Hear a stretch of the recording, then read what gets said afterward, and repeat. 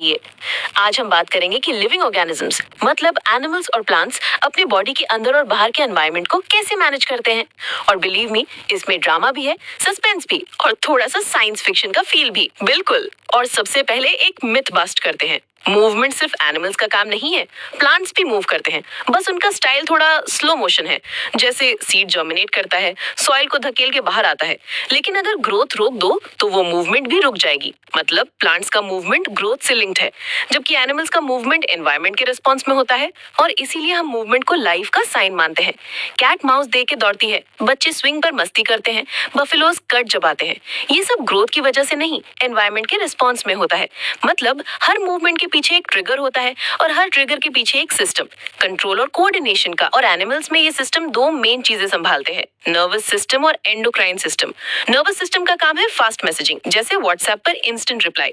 Endocrine system थोड़ा old school है, ये हार्मोन्स के जरिए स्लो एंड स्टेडी मैसेजेस भेजता है, लेकिन इम्पैक्ट डीप होता है। नर्वस सिस्टम की बात करें तो न्यूरॉन्स का नेटवर्क है। न्यूरॉन का स्ट्रक्चर एकदम फिल्मी है। डेंड्राइट इंफॉर्मेशन रिसीव करता है, सेल बॉडी प्रोसेस करता है और एक्सॉन इंफॉर्मेशन को नेक्स्ट न्यूरॉन या मसल तक भेजता है। और जब एक्सॉन के एंड पर सिग्नल आता है तो केमिकल्स रिलीज होते हैं जो साइनैप्स मतलब गैप क्रॉस करते हैं और अगले न्यूरॉन को एक्टिवेट करते हैं। मतलब पूरा रिले रेस चल रहा है बॉडी के अंदर। और जब बात आती है रिफ्लेक्स एक्शन की, तो ये तो एकदम फॉर्मूला 1 रेस है। जैसे ही आपने गर्म चाय का कप छुआ, बिना सोचे समझे हाथ हटा लिया। ये रिफ्लेक्स आर्क के थ्रू होता है, सिग्नल स्पाइनल कॉर्ड तक जाता है, ब्रेन को डिस्टर्ब किए बिना तुरंत मसल्स को एक्शन का ऑर्गन मिल जाता है। और ब्रेन, अरे ब्रेन तो पूरा कंट्रोल रूम है। 3 main parts, forebrain, midbrain और hindbrain. Forebrain thinking और वॉलंटरी एक्शंस के लिए, मिड ब्रेन और हाइंड ब्रेन इनवॉलंटरी एक्शंस जैसे हार्ट बीट, ब्रीदिंग, बैलेंस के लिए। हाइंड ब्रेन का सेरिबेलम तो एकदम जिम्नास्ट है, पोस्चर और बैलेंस मेंटेन करता है। सोचो बिना सेरिबेलम के साइकिल चलाना या सीधा चलना कितना मुश्किल हो जाता। और ब्रेन की सिक्योरिटी भी टॉप क्लास है। स्कल के अंदर टाइट पैकिंग और अंदर सेरिब्रोस्पाइनल फ्लूइड का कुशन। स्पाइनल कॉर्ड को भी वर्टिब्रल कॉलम प्रोटेक्ट करता है। मतलब बॉडी ने अपने वीआईपी ऑर्गन्स को पूरा Z+ सिक्योरिटी दी हुई है। अब थोड़ा प्लांट्स की तरफ चलते हैं। प्लांट्स के पास ना नर्वस सिस्टम है ना मसल्स, लेकिन रिस्पॉन्स तो देना ही है। तो प्लांट्स केमिकल कोऑर्डिनेशन यूज करते हैं फाइटो हार्मोन्स के जरिए। जैसे छुई मुई प्लांट पर टच करो, तुरंत लीव्स फोल्ड हो जाते हैं। इसमें ग्रोथ इन्वॉल्व नहीं है, बस सेल्स के अंदर वाटर का मूवमेंट होता है, जिसकी वजह से शेप चेंज होती है। और जब बात आती है ग्रोथ बेस्ड मूवमेंट की, तो प्लांट्स का स्वैग अलग है। जैसे टेंड्रिल्स, वो सपोर्ट को टच करते ही उस साइड का ग्रोथ स्लो हो जाता है, दूसरी साइड फास्ट, और टेंड्रिल घूम के सपोर्ट को पकड़ लेता है। और फोटोट्रोपिज्म, प्लांट का शूट लाइट की तरफ बेंड होता है, रूट्स ग्रेविटी की तरफ। ये सब हार्मोन्स की गेम है। ऑक्सीजन शेडी साइड पे अक्यूमुलेट होता है, सेल्स को लंबा करता है और प्लांट लाइट की तरफ झुक जाता है। और प्लांट हार्मोन्स की बात हो रही है तो quick revision, auxin cell elongation के लिए, जिब्रेलिन्स स्टेम ग्रोथ और seed germination, cytokinin cell division, abscisic acid growth को रोकता है और स्ट्रेस में हेल्प करता है।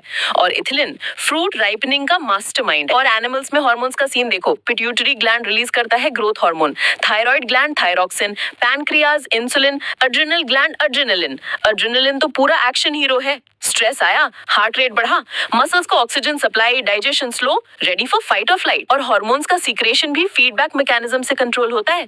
जैसे ब्लड शुगर बढ़ा, पैनक्रियाज ने इंसुलिन रिलीज किया, शुगर लेवल नॉर्मल हुआ तो इंसुलिन का सीक्रेशन कम हो गया।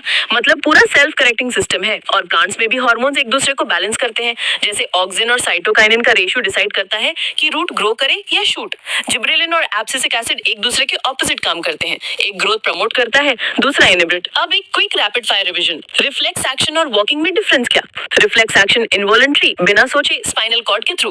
वॉकिंग वॉलंटरी, ब्रेन के कंट्रोल में। साइनैप्स पे क्या होता है? इलेक्ट्रिकल इंपल्स केमिकल सिग्नल में कन्वर्ट होता है, साइनैप्स क्रॉस करता है, अगले न्यूरॉन में फिर से इलेक्ट्रिकल इंपल्स बनता है। और ब्रेन का कौन सा पार्ट पोस्चर और बैलेंस मेंटेन करता है? हाइंड ब्रेन का सेरिबेलम। अगरबत्ती की स्मेल कैसे डिटेक्ट होती है? नोज की ओल्फैक्टरी रिसेप्टर स्मेल डिटेक्ट करते हैं, सिग्नल ब्रेन तक जाता है। प्लांट्स में मूवमेंट और एनिमल्स के मूवमेंट में डिफरेंस, प्लांट्स में मूवमेंट या तो ग्रोथ से होता है या वाटर मूवमेंट से। एनिमल्स में मसल्स कॉन्ट्रैक्ट होते हैं, प्रोटीन अरेंजमेंट चेंज होता है। और नर्वस और हार्मोनल कंट्रोल में difference, nervous system fast, specific, electrical impulse based, hormonal system slow, wide spread, chemical messenger based. और स्पाइनल कॉर्ड इंजरी हो जाए तो कौन से सिग्नल्स डिसरप्ट हो जाते हैं? Reflex actions, voluntary muscle movement, sensory information, all affected. और लास्ट में सिस्टम ऑफ कंट्रोल और कोऑर्डिनेशन की जरूरत क्यों है?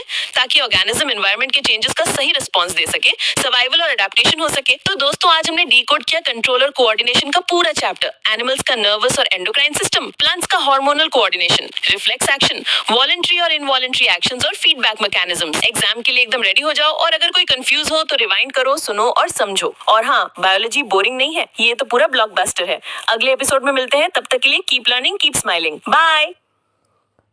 Don't forget to subscribe.